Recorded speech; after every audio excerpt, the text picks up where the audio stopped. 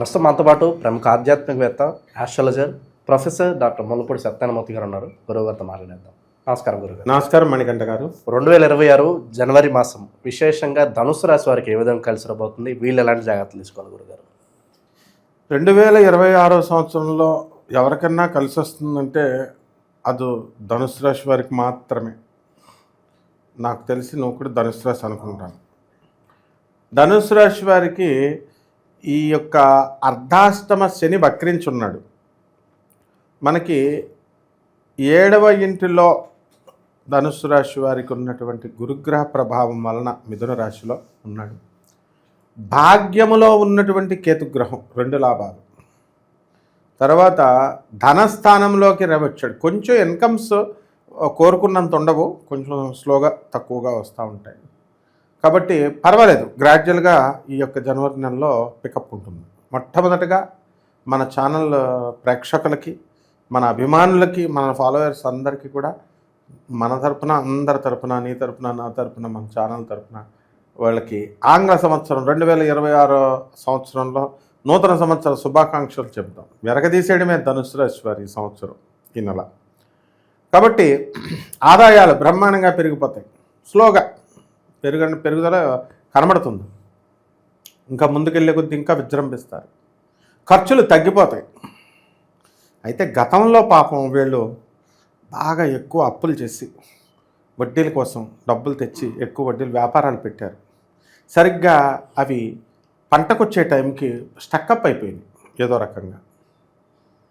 అంటే ఇప్పుడు సపోజ్ ఉదాహరణకి మనకి డబ్బు ఎవరైనా నమ్మకస్తుడని పెట్టారు. ఏ రౌడీ షీటర్ అనుకుంటారా, ఎమ్మెల్యే అంటే మంచోడు అనుకుంటారు కదా.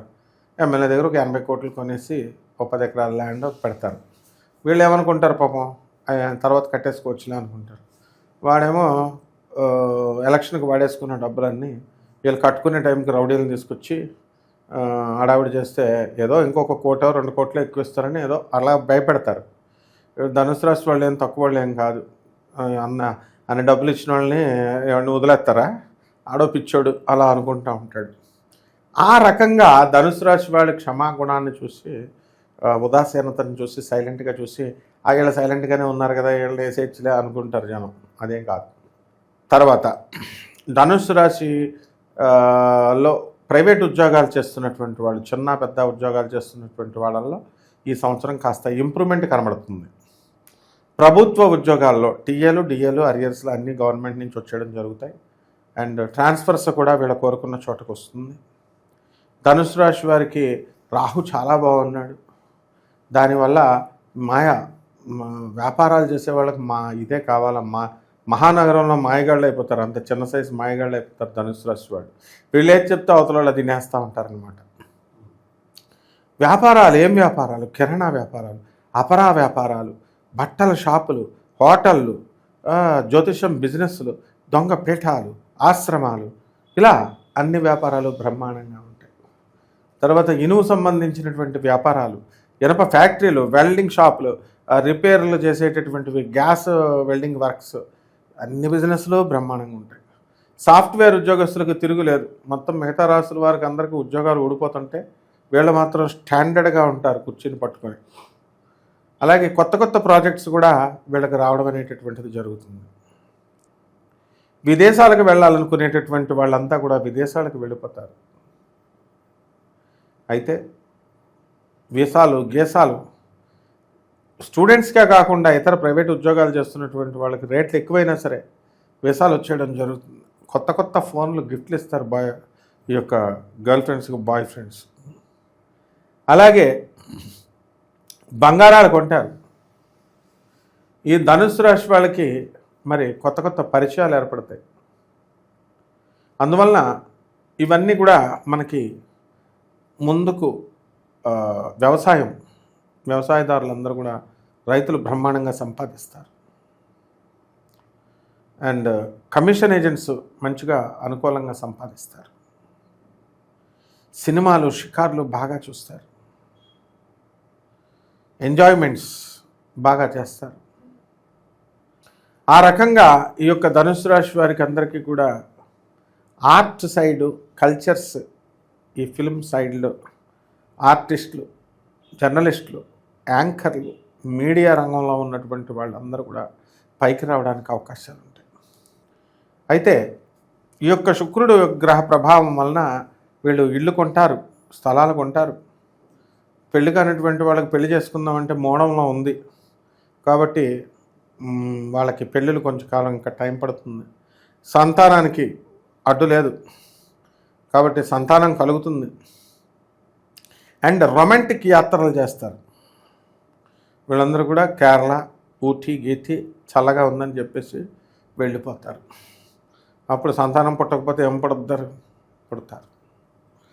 కాబట్టి లివింగ్ ఇన్ రిలేషన్స్ ఉన్నటువంటి వాళ్ళు వీళ్ళు చాలా జాగ్రత్తగా ఉండాలి. కోలివింగ్లో ఉన్నవాళ్ళు, లేకపోతే పిల్లలు పుట్టేయడానికి అవకాశాలు ఉంటాయి కొంతమందికి.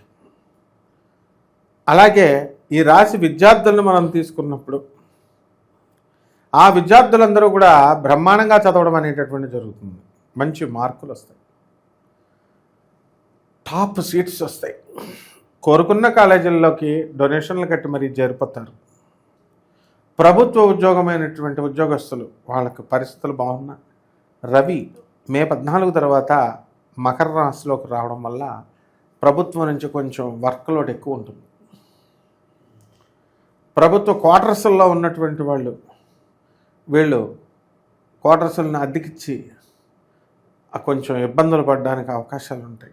కక్కుర్తి పడితే వేరే వాళ్ళకి ఇస్తే విజిలెన్స్ వాళ్ళు పట్టుకోవడానికి అవకాశాలు ఉన్నాయి. అలాగే ఈ యొక్క ఉద్యోగస్తులకు ఇచ్చేటటువంటి ఇన్సెంటివ్స్ అన్నీ కూడా సమయానుకూలంగా వీళ్ళకి వచ్చేస్తాయి. భార్యాభర్తల మధ్య కొట్లాటలు జరుగుతున్నాయి, మిస్అండర్స్టాండింగ్స్, ఇవి ఒక దారికి వచ్చేటటువంటి అవకాశాలు ఉంటాయి. అండ్ భార్యాభర్తలు ఇద్దరూ ఒకే ఇంట్లో ఉన్నప్పటికీ కూడా వీళ్ళు మాట్లాడుకోవడం అనేటువంటిది టెక్స్టింగ్స్, వాట్సాప్లో వీడియోలు పెట్టుకోవడం, షార్ట్స్ పెట్టుకోవడం, ఇలాగా ఈ మధ్యకాలంలో ఒక తమిళ మూవీ వచ్చింది, ఆ టైప్లో వీళ్ళు మాట్లాడుకోవడం అనేటటువంటిది జరుగుతుంది. ఇక కొత్త కొత్త వ్యాపారాలు ప్రారంభిస్తారు, సాఫ్ట్వేర్ కంపెనీలు, ఇవన్నీ కూడా మంచిగా వీళ్ళందరూ కూడా బ్రహ్మాండంగా ఉండడం అనేటటువంటివి జరుగుతాయి. ఇక ఆరోగ్యం పరిస్థితి దగ్గరికి వచ్చేసరికి మోకాళ్ళ నొప్పులు వస్తాయి, లంగ్స్ ఇన్ఫెక్షన్స్ రావడానికి అవకాశాలు ఉంటాయి. గురుగ్రహం యొక్క దృష్టి ఉండడం వల్ల కాస్త ఇబ్బందులు పడాల్సినటువంటి అవసరం తగ్గుతుంది. సిరస్, మైగ్రేన్ పెయిన్స్ ఇలాంటివి రావడానికి అవకాశాలు ఉంటాయి. ఓకే, ఇక విశేషంగా ఈ నెల ఎటువంటి పరిహారాలు చేసుకుంటే బాగుంటుంది గురుగారు మీరు? ముఖ్యంగా మనం కోటాను కోట్ల మంది అందరికీ కూడా కామన్ ప్లాట్ఫారం మీద చెప్పబడే జ్యోతిష్యం ఇది. అందువలన ఎగ్జాక్ట్గా ఇలాగ వీళ్ళకి అందరికీ జరగాలని లేదు, కొంతమందికి మారుతూ ఉంటుంది.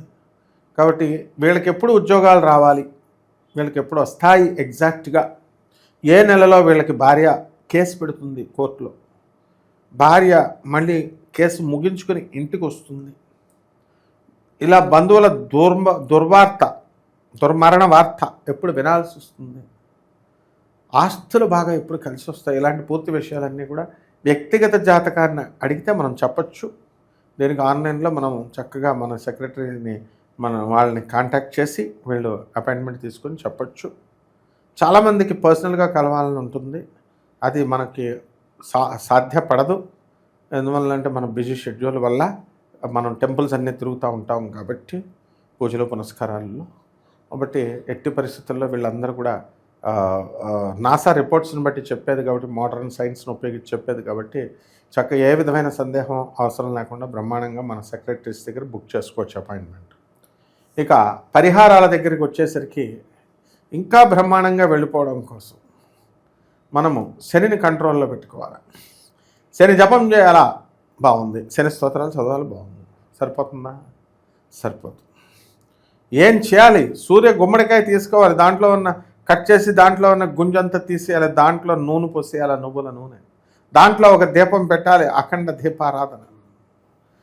తర్వాత గుమ్మం దగ్గర శుభ్రంగా పసుపు రాసి, ఆ రాసేటప్పుడు ఇలా ఫాస్ట్గా రాస్తే ఆ చెక్క ఇందులోకి దిగిపోయి లోపలికి దిగిపోయి ఆపరేషన్ చేయాల్సి వస్తుంది. నెమ్మదిగా పసుపు కొంచెం అద్ది ఆ యొక్క రాశి వారికి అందరికీ కూడా ఈ యొక్క వీళ్ళకి నిమ్మకాయ అటు ఇటు గడప అవతల కట్ చేసి కొబ్బరికాయ కూడా మనకి గుమ్మానికి దిష్టి తీసేసి అటు ఇటు పెట్టాలి. కాళ్ళ నడకన వెళ్ళాలి మ్యాక్సిమం. తర్వాత మర్రి చెట్టు ఆకులు తెచ్చుకొని ఇంట్లో రావి చెట్టు ఆకుల్ని మర్రి చెట్టు ఆకుల్ని పెట్టి త్రిమూర్తుల యొక్క వ్రతాన్ని వీళ్ళు చదువుకొని చేసుకోవాలి. త్రిమూర్తుల పూజ ఈ రకంగా వీళ్ళు కనుక చేసినట్లయితే బ్రహ్మాండంగా ఈ నెలంతా కూడా ఉంటుంది. ఓవరాల్గా ఈ రాశి వాళ్ళ గురించి ఈ ప్రత్యేకంగా ఈ నెల ఎలా ఉండబోతుందో చాలా బాగా వివరించారు. ధన్యవాదాలు. ధన్యవాదాలు.